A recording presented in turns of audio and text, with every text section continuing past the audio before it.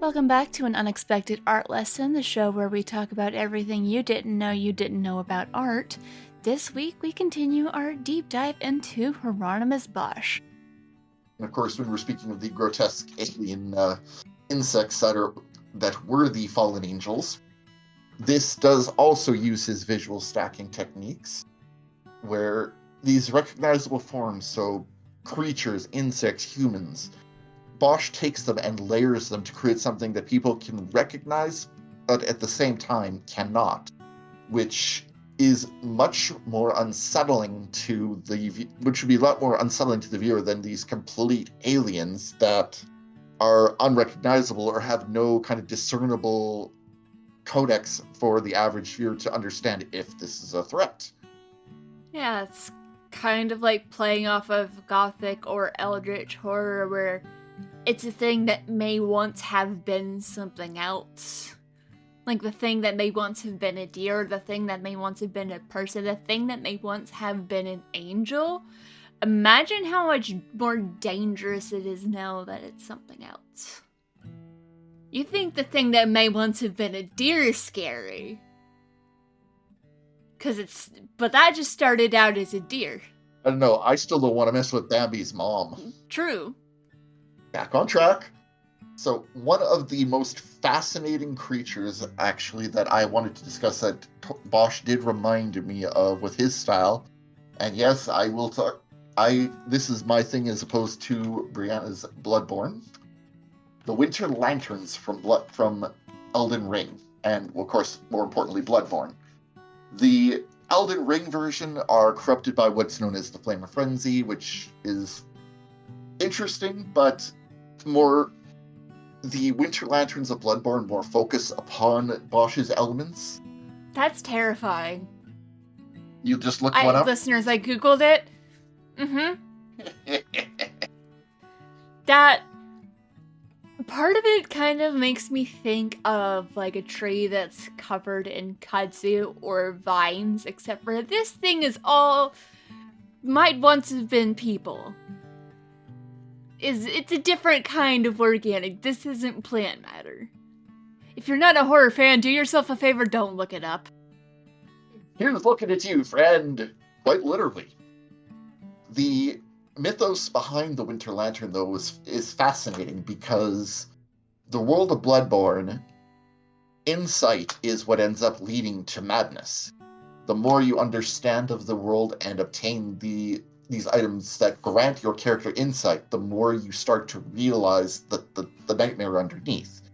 The world starts to appear with these alien creatures, these like eldritch monsters, but the Winter Lantern is the epitome of too much of a bad thing, as these creatures are covered in a series of eyes that, well, your character in Bloodborne, you start to understand that eyes are the secret of understanding the world and the eldritch truth. The Winter Lanterns are the end stage of that, where they are... Are they people who sought to know too much and now they know and see everything? Exactly. They've become the very thing that they fear, which is a common thing in horror. It happens a lot where people trying to, understand or bring an end to the thing that they're afraid of, trying to destroy monsters, become monsters themselves. Because it's that have to eradicate this thing at all cost, and the cost ends up turning you into something worse. And all they want to do is share their truth with you. On a personal level, I would prefer them stay very, very, very far away from me. I see one of these anywhere near me, I will run screaming. These particular things. Yeah, no thank you.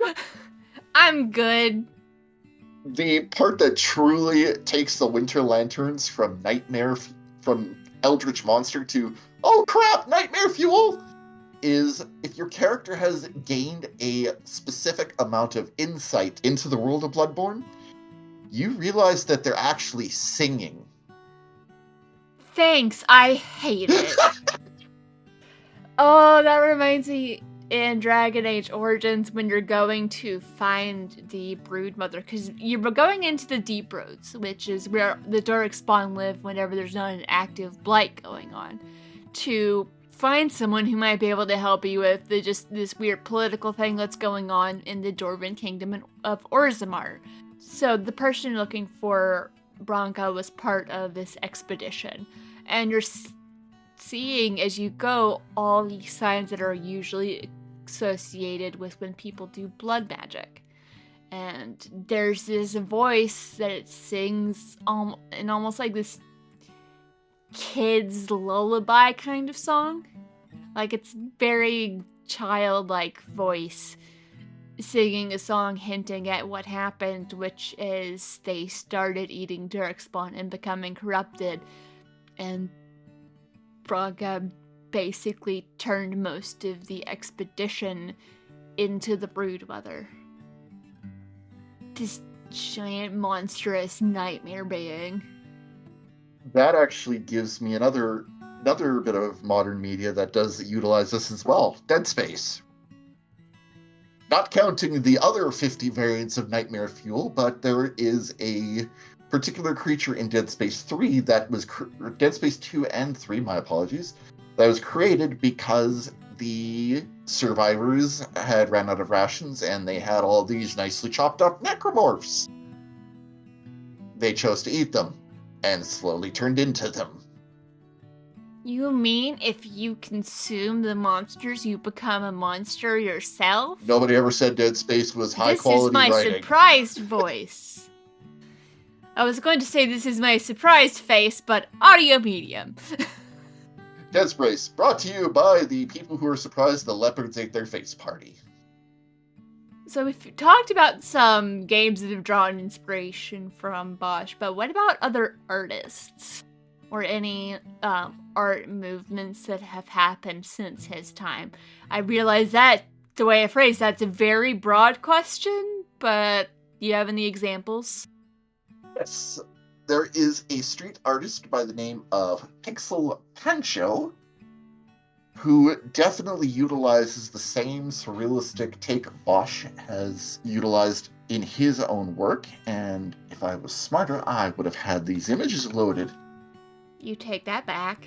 Okay, if I was more prepared, I would have these images loaded, but Pixel Pancho actually would be another artist that would combine elements, so he creates these mechanical, organic infusions of what would normally be your standard, like, portraiture. For example, there are several pieces of him combining organic and mechanical people to create this interesting fusion, which, while Bosch creates this nightmare world, Pancho creates a almost beautiful combination of these images that, due to the choices of more organic colors, the warmer tones, he still utilizes Bosch's take on surrealism, but he makes it more beautiful or at the very least, intriguing in some cases. This feels more cozy whimsical. Exactly. I'm looking at some of his art that he's done, and if one of these people came up to me on the street, I'd be like, "Oh, hi. What are you?" They're almost softer. They're more sweet, more innocent, maybe a little bit more curious. Yes, they only vaguely resemble things we normally see around, but they feel friendly. Exactly. Pixel Pancho does pull his inspiration from Bosch by creating that visual layering, but with the choices of subject matter and exactly cozy surrealism. Yeah, and just the postures feel more relaxed. The color choices leads to it feeling softer and more warm and less twisted, even though some of these things are definitely Things combined together that normally wouldn't be. You nailed exactly the purpose that Pancho takes with his work. Even though that these creatures are mechanical kind of amalgamations of human and organic, he still depicts them in these softer, more relaxed poses. There's the visual data that is telling you that this thing is okay, this thing is not a problem, like this thing is not in pain, it's happy. Which is fascinating that he can do these with these mechanical creatures by using the same visual language that Bosch uses to depict monstrosities. Makes you wonder what the line is between something that's inhuman and something that's a monster. Or even if there is a line between humanity and monsters. Maybe that line isn't where we think it is. I would definitely agree with that. Pancho definitely plays with the idea of, interestingly enough, we're going to channel Will Smith now and talk about a idea that I'd seen from iRobot that was referenced as well with one of Pancho's pieces, Hold You Up Forever. It is a human hand and a robot hand holding each other. It is such a simple image, but just with the amount of delicate line work and just how they sit together, it brings so many new questions. And the entire idea, even iRobot saying the exploring the concept of, can a robot have a soul? Yeah, I'm looking at the picture now, and they're holding hands like you might hold hands with a friend or a partner or family member, someone that you're close to, someone that you trust. It's a very comforting gesture. Which I think in any situation of a artist actually creating something that has the viewer think. Pancho does this with style and then some. He even has a series of superhero-inspired graffiti. Look up one called Whimsical Robot Street Art. And by the way, folks, we will be putting all of these up onto a proper social media feed once these shows are up, so we will make sure that there is a way that they can be found. Yes, we will be on Instagram, and probably Threads, and probably Blue Sky. Yeah, I saw the one with the flash earlier when I was scrolling through. And I'm also seeing one where it looks like two kids laying on their stomach on the floor watching the TV. Yeah, Pixel Pancho, I believe you put it perfectly. Cozy surrealism. Yeah, it's like some of the stuff in a different style would be unsettling, but with the way he does it, it's sweet. It's friendly, it's welcoming. I want to befriend this. This is the second time I've seen this. It looks like a robot cat with a skeleton head. I want to give it the chin scritches. Well, maybe not the chin scritches because that's the skull part, but I can give it belly rubs. Exactly. In belly rubs we trust. Yes, that's never a trap with cats. And other street artists have actually then taken how Bosch depicts surrealism and applied it in, well, let's just go with different routes. So we're going to talk about another artist in Italy by the name of Blue, B-L-U.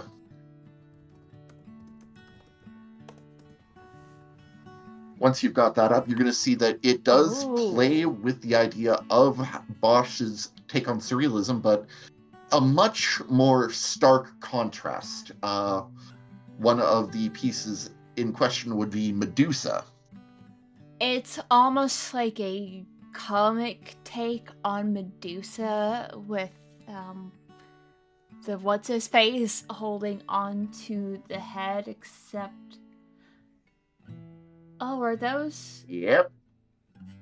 Her hair's gas pumps. Yep. Oh, that's interesting. This particular piece stuck out to me when I was looking through because the entire global view of the need of oil and gas, Blue's commentary directly to that by imposing this Medusa over a combined with these gas pumps, it does create new questions that force people to actually take a look at their current reality. Because for most people, if you see a Bosch painting, you're going to go, okay, this is what they thought at the time. But when you're now being forced to confront a similar thing, but with a modern issue, such as our reliance on these fuels, it does make you really rethink. It gives you a interesting view of how a patron would view Bosch's work at the time due to the connection. Yeah, especially if you consider the mythology of how Medusa ended up the way she was, is Poseidon assaulted her in the temple of Athena, so Athena turned her into a monster. That adds another level of commentary onto this, and there's also, there's an oil spill on the ground beneath her. Quote-unquote snakehead. Yeah. Also, I like how it feels like Blue uses space, the space that they're working on, in a very different way than Pixel Poncho did. It's like a lot of this art looks like it's like focused from the top down. Like I'm seeing the one with the bell, and there's also a lot of use of color versus just the plain white shapes filling in this space is interesting. Yes, you are very correct on that. The choice of color I can definitely get into momentarily, but I do like that you pointed out the visual language of working from the top down. Well, Pixel Poncho creates the self-contained, or Poncho I guess we'll just go with, creates these self-contained pieces of street art that it feels like it's contained, which gives that, again, cozy surrealism, and I'm going to shamelessly steal that if I ever write a book on this stuff. You will. I'm gonna bully you into it.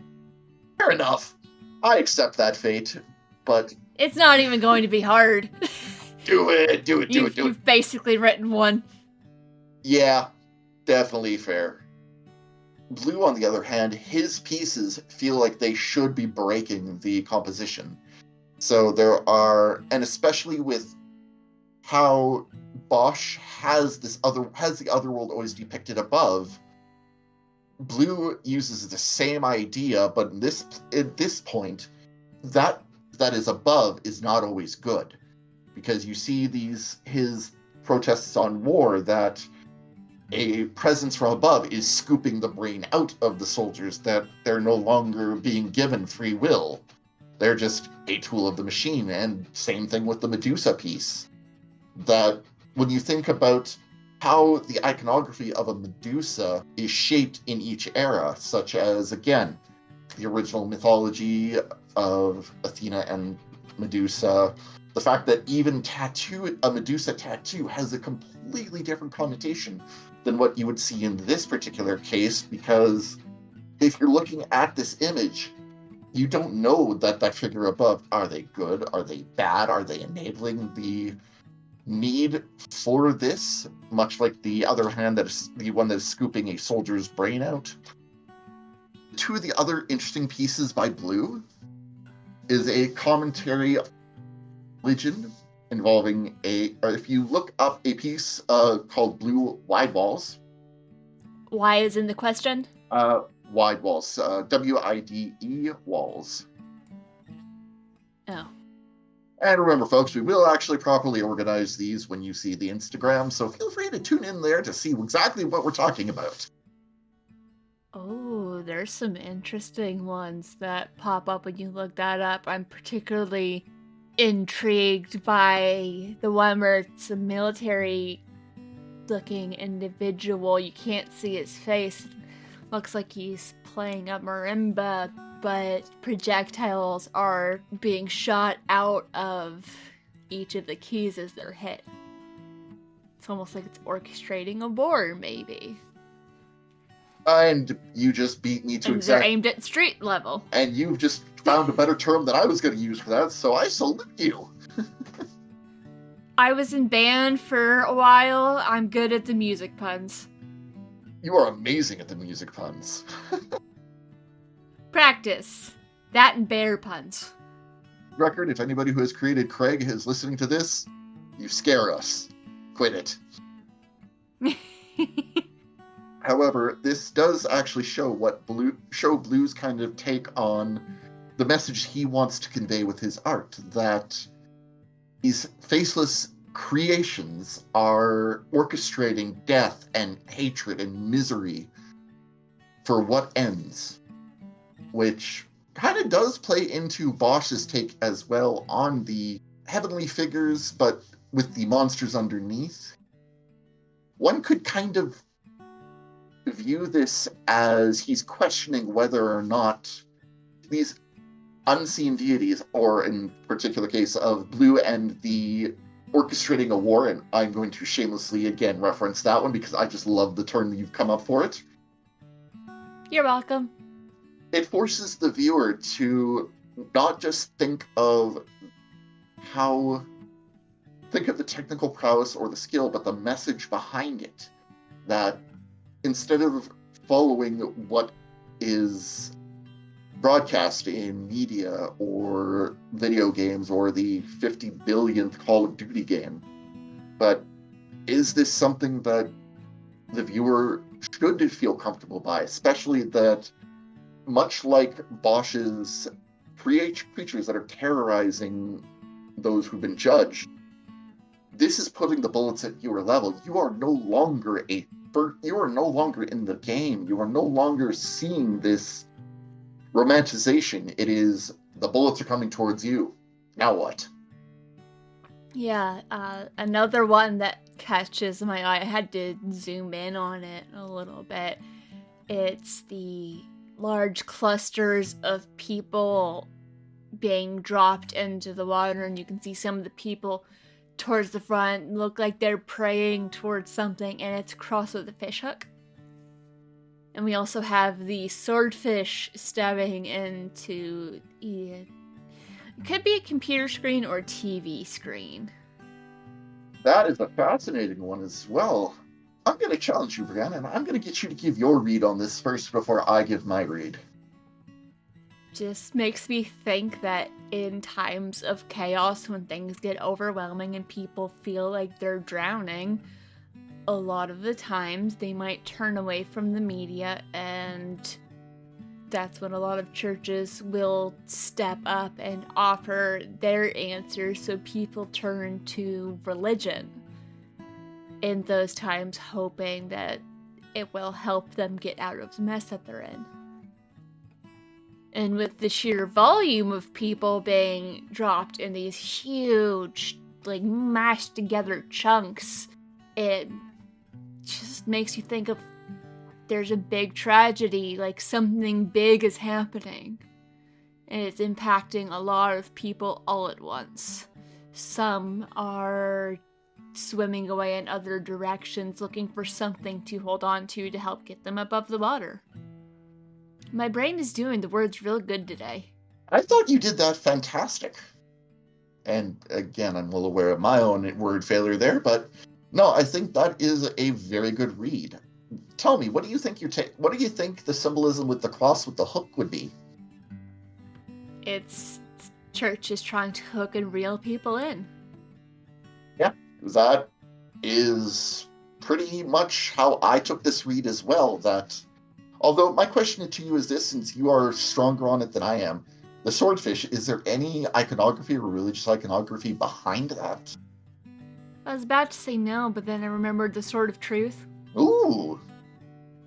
As it's piercing either a computer screen or a TV. I mean, neither are shaped like that anymore, typically, or ever really, but it's piercing the propaganda so the church can offer its own solution to hook people in when they have nowhere else to go. I like that. Because sometimes churches will take advantage of situation. Not all, but that is the thing sometimes different organizations and institutions will do. I love that read you took of that particular image, and yes, it's the idea that truth or knowledge could be being silenced in replacement of another message, whether it is for better or for worse. that is up to the individual viewer to see what they're pulling out of it. Yeah, and if you think about it, when a fish bites on a hook, it will get out of the water. These people probably do want out of the water. But what happens next? Ooh. Do you get consumed? Or are you set free? Like I said, my brain is doing real good with the words today. That was not meant sarcastically the first time I said it. Yeah, I feel that you have nailed a great artistic read and applying Bosch's surrealism take to this because, again, the symbolism, the creatures that are meant to represent other things, and the open-ended question that the viewer is not just a spectator, but they're being put directly into this, that they need to make a choice on where are you in this? Are you on the hook? Are you looking for the computer? Or are you just looking to get out of Dodge? So, nice work. Yeah, and what do you turn to when everything falls apart? Exactly. Stay tuned for more Bosch talk on An Unexpected Art Lesson.